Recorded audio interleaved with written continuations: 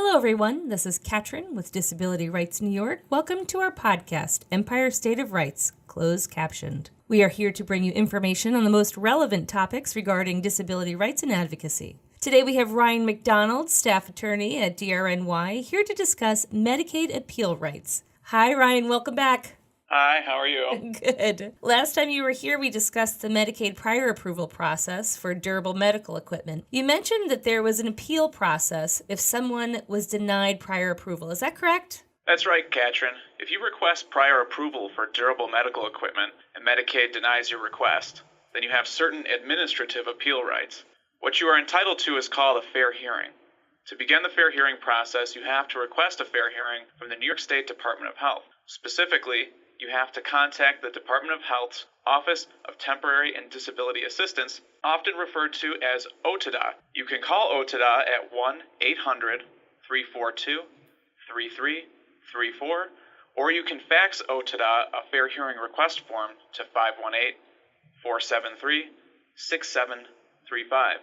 The only wrinkle is that you can only ask for a fair hearing after you have received a final adverse determination letter, which we discussed the last time I was here. That's good to know, and we will definitely list all of those numbers and information at the end of the podcast. So how soon after you receive the final adverse discrimination letter does someone have to request a fair hearing? So a person who wants to pursue a fair hearing has 120 days from the date written on their final determination letter. For example, if your final adverse determination letter is dated March 5th, you'd have until July 3rd to request a fair hearing from OTDA. As long as you make the request within that 120 days, you should be okay.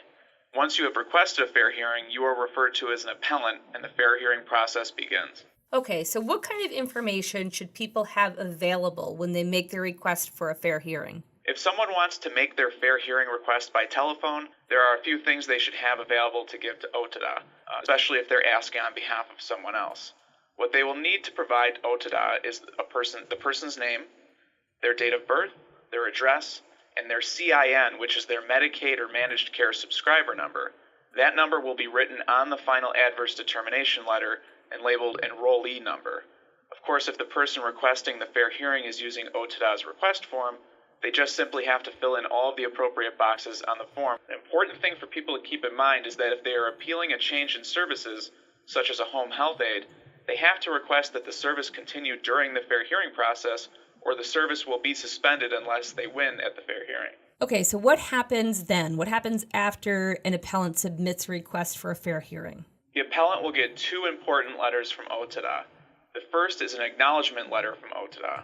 The letter not only confirms that the appellant requested a fair hearing, but it also confirms the demographic information about the appellant. The appellant should carefully review this notice to make sure the information is correct. If the appellant also asks that a service be continued, the confirmation letter should contain information about whether OTDA directed that service to continue during the fair hearing process. If the appellant requested continuing services and it doesn't appear on the confirmation letter, the appellant should call OTDA immediately at 1-800-342-3334. The second letter an appellant would receive is the official notice of a fair hearing. This letter will provide the appellant with the date and time of the fair hearing and the location where the hearing will be held. Generally, OTDA holds their fair hearings in local county DSS offices. So going to this hearing might be a little bit stressful for someone who's about to go do this. Can you give us an idea of what that appellant should bring to prepare for a fair hearing? Well, there's two things before the hearing that the appellant should do to make sure that they're ready. The first is that the appellant should probably send a letter to Medicaid or the agency that denied their prior approval request and request that either Medicaid or the agency send them a copy of any documents that Medicaid or the agency intends to submit at the fair hearing. By law, the appellant is entitled to those documents, and having them early may help the appellant prepare for the fair hearing because those documents explain Medicaid or the agency's rationale for denying the device or service. The second thing that the appellant should begin to do immediately is prepare a written statement for the fair hearing. The written submission would be given to the fair hearing officer at the fair hearing. Now, the fair hearing officer is similar to a judge. The written submission isn't required, but it is a great way for the appellant to organize their arguments for the hearing officer. A written submission should include as much information as possible about what the agency got wrong and why the appellant should be given prior approval for their durable medical equipment or services. It may be helpful for the appellant to read through past fair hearing decisions and attach helpful decisions to their written submission for the fair hearing officer. Past fair hearing decisions can be found online at www.otda.ny.gov/hearings/search. Okay, so now that someone is ready to go to their hearing and they have followed all of those instructions, can you give us an idea of what actually happens at the fair hearing? Sure. The fair hearing itself is very informal. It's not comparable at all to appearing in court before a judge. The fair hearing will likely happen in a conference room, and the hearing officer may appear by video phone. The appellant is welcome to bring an advocate or support person with them, as well as any of their medical providers who might be available to attend. Medicaid or the agency will go first. If they have sent a representative, that person may speak, but most often Medicaid or the agency will waive their appearance and only provide a written submission. The hearing officer will read any documents submitted by Medicaid, and once this is complete, and after Medicaid, if a person has appeared, has an opportunity to present their case, it's the appellant's turn to present their case. The hearing officer will start by reviewing any materials that the appellant has to submit, and then allow the appellant an opportunity to make any oral arguments. The hearing officer may ask follow-up questions as the argument is being made or as your presentation is being made. The important thing for an appellant to do is to stay focused and directly answer any questions the hearing officer asks. After the appellant has finished, the hearing officer may ask Medicaid or the agency some follow-up questions. When the hearing ends, there will not be an immediate decision given to the appellant. So if this isn't an immediate decision, how do people find out? And generally, how long does it take to find out what the hearing officer has decided? So it'll be a written decision prepared by the hearing officer, and it can take several weeks to receive it. The specific piece of durable medical equipment or service at issue is something new that OTDA is unfamiliar with. It could take longer than normal. The written decision will come by mail. A copy will be sent to Medicaid or the agency. A copy will also be sent to the Medicaid enrollee, the enrollee's medical team and equipment vendor, as well as any other advocate or attorneys who appeared with the enrollee at the hearing. If the decision overturns Medicaid's denial, then no further action is required by the enrollee. At that point, the enrollee may wish to follow up with their medical equipment vendor, though, to confirm delivery and/or training on their device is appropriate. So that would be great news if it went well for the enrollee. However, what happens if the person loses at the fair hearing? Is that the end of the road for them?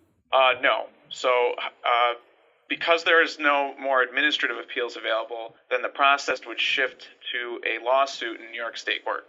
The appellant would have to file what is called an Article 78 petition in New York State Supreme Court, and they have to do it within 4 months of the hearing officer's decision. And Article 78 is a special proceeding against the Department of Health challenging the hearing officer's decision.